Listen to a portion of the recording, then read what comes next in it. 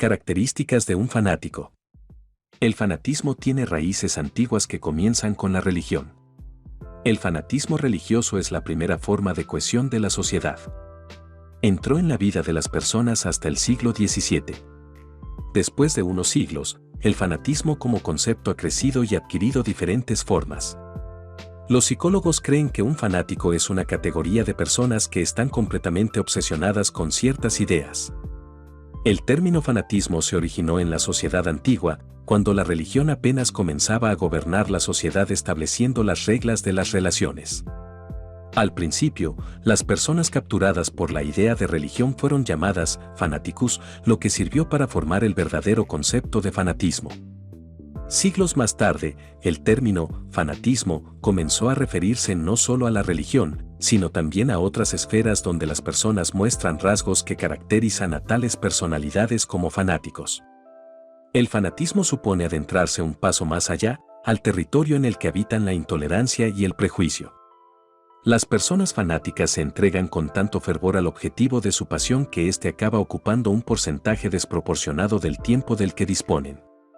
Pareciera así que él mismo domina por completo casi toda su vida, condicionando la manera en la que actúan o piensan, y revelándose finalmente como una actitud inflexible ante quienes albergan ideas opuestas a las propias o incluso que difieren en el más mínimo grado.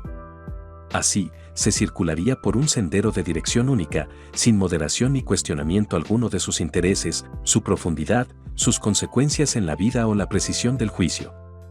En los casos más extremos, el fanático llega a transformar por completo sus costumbres y su cotidianidad con el fin de entregar su vida a la causa, literal o metafóricamente.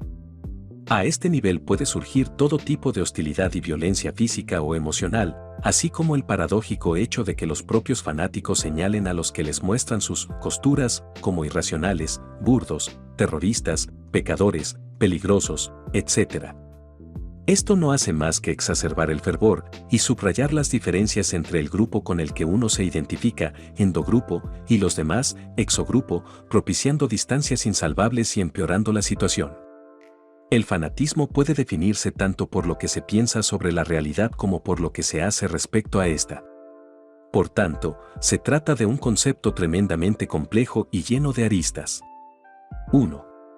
Convicción de que se tiene la razón. Las personas fanáticas no dudan jamás de su convicción. Albergan ideas que no admiten la más mínima duda ni reserva, por lo que nunca se plantean la posibilidad de que exista algún sesgo en el razonamiento que las mantiene o en la conducta que adoptan respecto a estas. Se aprecia una muy deficiente capacidad de autocrítica, pero también una gran frustración al soportar que los demás planteen objeciones o cuestionen la adecuación de sus creencias. Como analogía, se podría decir que sus ideas están grabadas en tablas de piedra. De forma paralela, la certeza sobre lo que uno hace o piensa va acompañada, generalmente, de una contrapartida: los demás nunca tienen la razón. Una persona fanática considera falsa toda apreciación contraria a sus ideas, sin que necesariamente ésta haya sido sometida a un análisis mínimamente profundo. La emoción y los sentimientos se anteponen al raciocinio, de forma que se descarta toda alternativa posible de acción. Esto puede suceder, sobre todo, en las sectas o credos similares, en los que llega a producirse un desprendimiento intencionado del patrimonio personal y económico.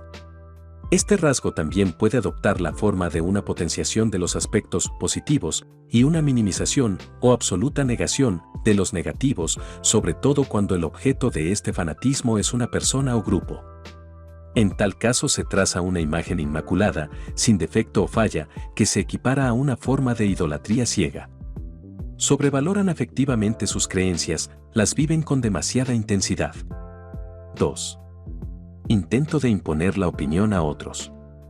Las personas fanáticas no solo creen tener la razón, sino que a menudo consideran esencial que los demás abran los ojos ante su error al pensar distinto. Existe, por tanto, una visión de supremacía en el terreno de las ideas que se lleva a menudo al escenario del debate sobre estas. Durante tales debates pueden recurrir a malabares dialécticos de todo tipo, mostrando un autoritarismo que dispara las alarmas de su interlocutor. Su forma de persuasión carece de sofisticación o sutileza y es percibida en el límite mismo de la imposición. La forma más dramática de imposición es, sin duda, la que recurre a la violencia. La mayoría de las guerras han sido abanderadas desde el poder mismo de una idea o certeza que se ha extendido entre los pueblos confrontados y cuyo fin era dotar a cada uno de ellos de unas convicciones por las que perder su propia vida o arrebatarla de los demás. Lo mismo sucede en los casos de terrorismo, donde son muchos los inocentes que acaban pagando las deudas del fanatismo de otros. También se distinguen agresiones a pequeña escala atribuibles a los ideales fanáticos, como las que ocurren en las inmediaciones de un partido de fútbol. En definitiva, los intentos de persuasión de los fanáticos son muy variados y oscilan desde la simple discusión en cualquier red social hasta el más desastroso de los conflictos armados. No mantiene una mente abierta a otras creencias ni a otras opiniones. Por el contrario, su mente se cierra y desprecia lo diferente. Como se señaló anteriormente, con gran facilidad dividen el mundo entre nosotros y ellos. Imponen sus ideas a los demás, incluso por medio de la violencia. 3. Percepción dicotómica de la realidad. En lo concerniente al objeto sobre el que una persona fanática siente devoción, no se suele admitir la existencia de matices grises, puntos de encuentro que servirían para reconciliar su visión sobre el asunto respecto a la que tienen los demás. En su lugar, tiende a percibirse la realidad en términos dicotómicos, de todo o de nada, trasladando toda posición discrepante al extremo opuesto del espectro de opinión. Con ello se hace artificialmente una simplificación de la realidad, donde existe un grupo afín, los que coinciden en su perspectiva, y un cúmulo de perspectivas igualmente antagónicas, con independencia del grado real de divergencia. El fanatismo hace de su objeto una seña tácita de identidad, cuya importancia es tan extrema que se erige como un criterio elemental para la autodefinición y el sentido de pertenencia a un grupo. Con ello surgen rivalidades que van más allá de lo que podría desprenderse de la razón, odio hacia los aficionados de un equipo de fútbol, desconfianza hacia los que profesan una particular religión, como el cristianismo o el islam, e incluso amargas discusiones entre los miembros de dos fandom, grupos de personas, generalmente jóvenes, que estiman con fervor a un artista o grupo. Generalmente la agresividad está presente y provoca intolerancia y batallas contra otros equipos o personajes de rasgos antagónicos pero similares y que pueden llevar incluso a extremos inimaginables como amor-odio e incluso llegado el caso matar o morir. 4. Devoción sacrificada. Otra característica básica del fanatismo es su resistencia a la adversidad. A pesar de que se tengan ideas que generan cierto perjuicio para la vida social, estas tienden a mantenerse. De hecho, a veces incluso pueden reforzarse ante tal tipo de circunstancias. Todo ello se podría explicar mediante mecanismos de disonancia cognitiva que tratarían de dotar a la creencia fanática de un valor equivalente al peso del sacrificio que supone defenderla. Mediante tal cabriola emocional surgirían fenómenos como los mártires, los cuales llegan a dar su vida de forma voluntaria o resignada por defender aquello en lo que creían. 5. Rasgos de personalidad. Se han podido describir numerosos rasgos de personalidad que se relacionan con un riesgo acentuado de fanatismo.